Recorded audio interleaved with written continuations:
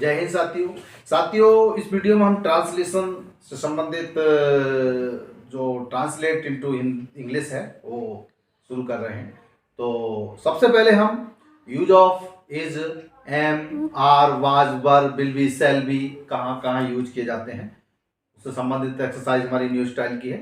और other translation भी हम आप लोगों को इसमें लेंगे, ज़्यादा से ज़्यादा कोशिश करेंगे ट्रांसलेशन की जितनी भी वीडियोस बनाएंगे उनमें ज़्यादा से ज़्यादा ट्रांसलेशन लेने का प्रयास करेंगे। सेंटेंस को कैसे बनाया जाता है इंग्लिश में आसान तरीके से पूरी कोशिश करूँगा समझाने की। तो देखो एक्सरसाइज 1, मोहन आलसी नहीं है। ये सिंपल सेंटेंस है बिल्कुल। Use of is, are, am, was, were, will be, shall be का यूज कैसे किया जाता है इन सेंटेंसों में हमें यहाँ पता चलेगा। तो देखें, मोहन आलसी नहीं है, बिल्कुल सिंपल सेंटेंस है। सबसे पहले मोहन, फिर जो हेल्पिंग वर्ब है उसके साथ ही नॉट का यूज करेंगे, उसके बाद जो आलसी उठाएंगे। तो इसी तरह से सारे सेंटेंस, सबसे पहले हमें ट्रांसलेशन में सेंटेंस को उठाना आना चाहिए। सेंटेंस को किस तरह से उठाना है, किस तरह से हम उसको ऑर्डरिंग में रख रहे हैं, किस उसमें, वो हमारे लिए बहुत ही इम्पोर्टेंट है। तो सबसे पहले हम इन सेंटेंसों के माध्यम से ये सभी चीजें यहाँ पर सीखेंगे। मोहन आलसी नहीं है, मोहन इज नॉट लेजी। ये घोड़े काले नहीं है। तो ऐसे सेंटेंसों को भी हम पहचानेंगे कि जहां पर इंग्लिश में एक साथ दो वर्ड्स की मीनिंग लगती है। ये घोड़े, ये मकान, तुम्हारा घर, तुम्हारा स्कूल, ये मीनिंग्स जो है साथ में लगती है, ये आगे पीछे नहीं होती। तो इस तरह से ये घोड़े हैं। तो these house are not black. Clerk कार्यालय में नहीं है। Clerk is not in the office. क्या वह तुम्हारा मित्र है? Is he your friend. वह एक ईमानदार व्यापारी नहीं था। He is not an honest businessman. वे समय के पाबंद नहीं थे। They were not punctual of time. क्या आम खट्टे नहीं थे? Were mangoes not sour. तुम्हारी साइकिल कहाँ थी? Where was your bicycle. क्या वह तुम्हारा भाई नहीं था? Was he not your brother. क्या वे गरीब नहीं थे? Were they not poor. क्या वे खुश होंगे? Will they be happy. हम उपस्थित नहीं होंगे।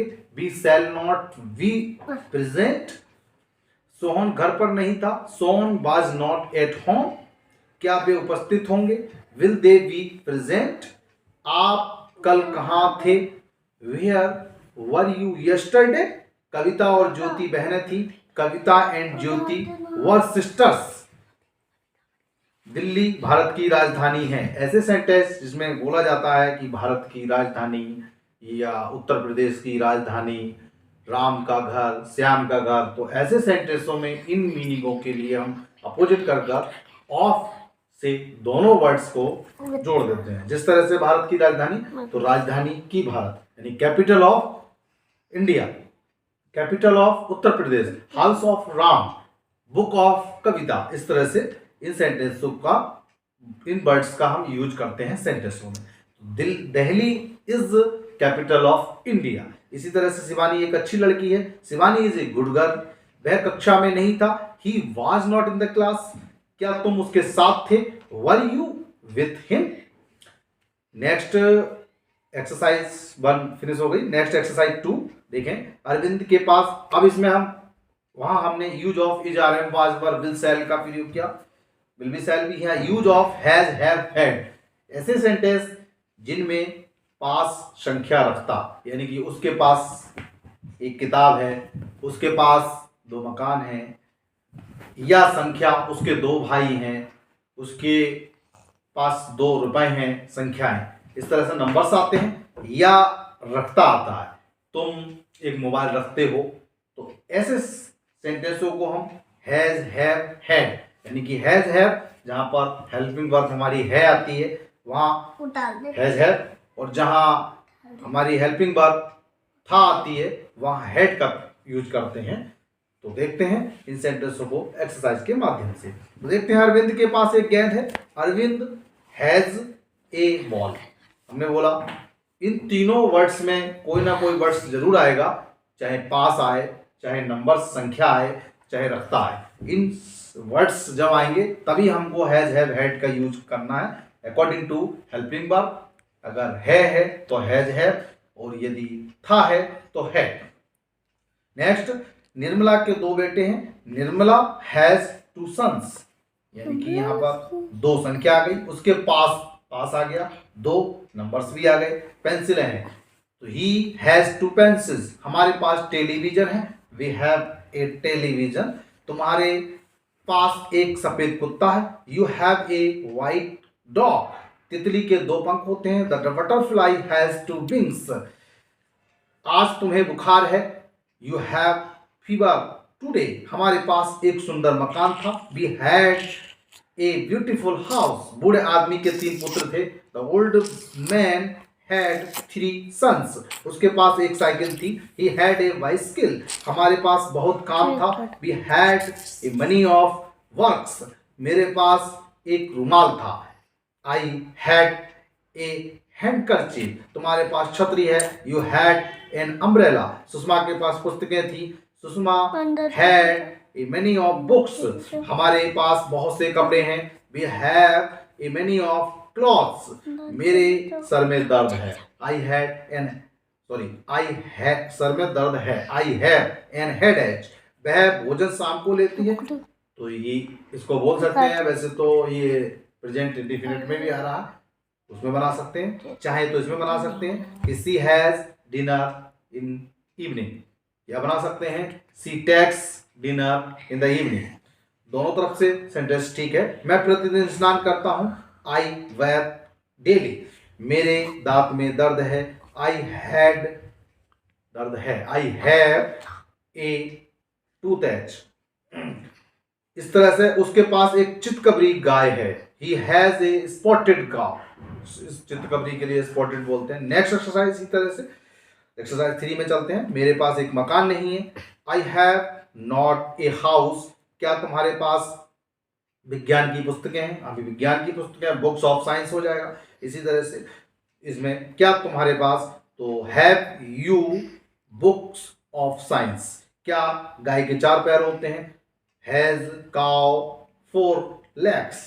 उसके बाल सफेद हैं, उसके बाल सफेद हैं। सेंटेंस सुनने में बड़ा अजीब है, लेकिन बनाने में इसको हम जो बनाएंगे कि वह बाल सफेद रखता है, यानी कि सेंटेंस को हिंदी के अकॉर्डिंग देखें तो ऐसे बनेगा, लेकिन उसके बाल सफेद हैं, ये सेंटेंस बनेगा इसी तरह से कि ही हैज उसके बाल सफेद क्यों हैं? तो why has he white hairs. क्या आपके पास टिकट है? Have you tickets. हमें कल छुट्टी नहीं मिली थी, we had not leave yesterday.